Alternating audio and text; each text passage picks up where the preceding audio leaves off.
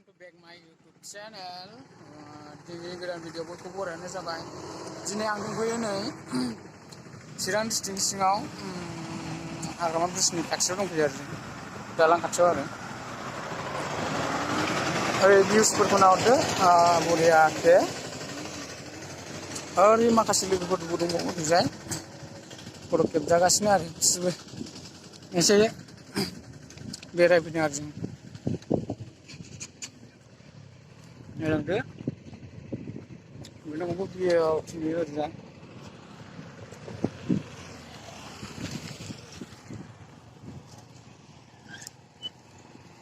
Reviews इधर देखो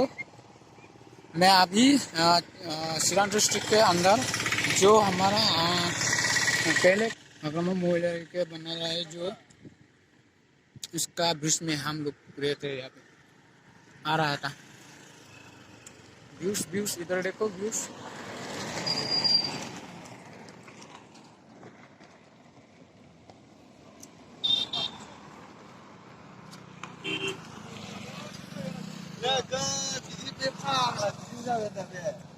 Hello, how are you? Hi, fine. Yeah.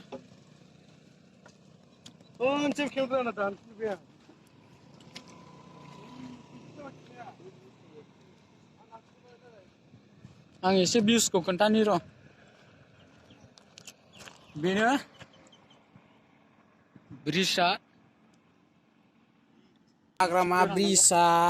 बेनो ओरै थांनांगौ डाइरेक्ट जों थाङोबा सापागुरि मोनहैगोन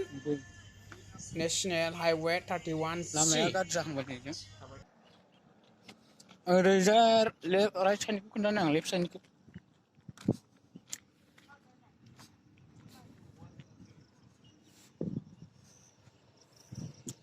ओरैजाय नैबे भिउसफ्रा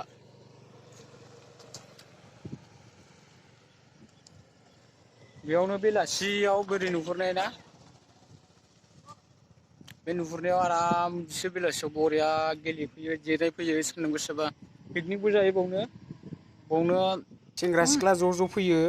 मोनसे फिल्म गानाय दंना बावनो गादों आरो बुदुरा आंनि सरि दाउनि थैजों लिरग्रा होनलायलायनायालाय बिरफुं महिलारिया नैबे सिंनि बागानावनो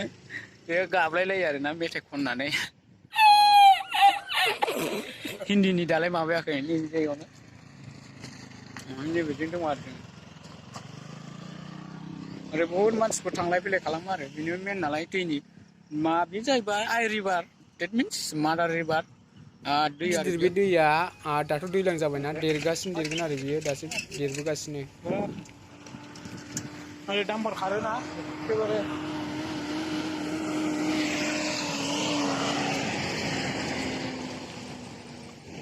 थांगासिनो जों नै भिउसफ्रा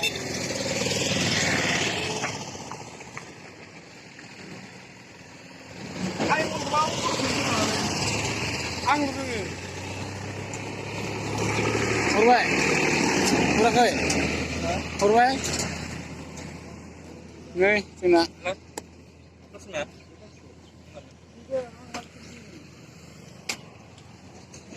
भिउसफ्रा आयु बरिया बिफांखौ नुदोंना आं भिडिअसो खालामगासिनो र'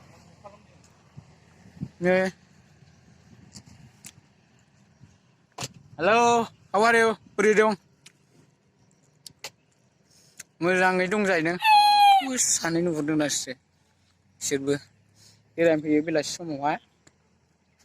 दाथ' दैज्लां जाबायना एसे दै थायो आरो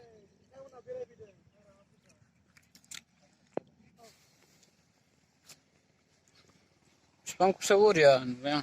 भिउसफोरखौ